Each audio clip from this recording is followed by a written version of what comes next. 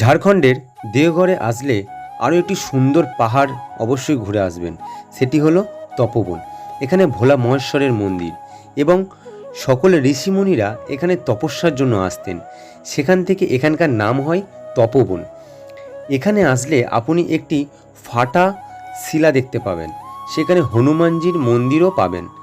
কথিত আছে রাবণ যখন শিবজিকে লঙ্কায় নিয়ে যাবার জন্য মায়াবী রূপে তপস্যা করছিলেন, তা দেখে দেবতারা ভয় পেয়ে হনুমানজিকে রাবণের তপস্যা ভঙ্গ করবার নির্দেশ দেন।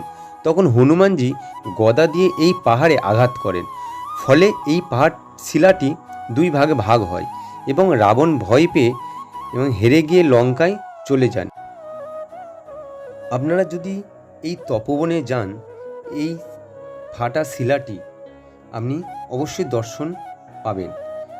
ভিডিওটি ভালো লেগে থাকলে অবশ্যই কমেন্টস করুন।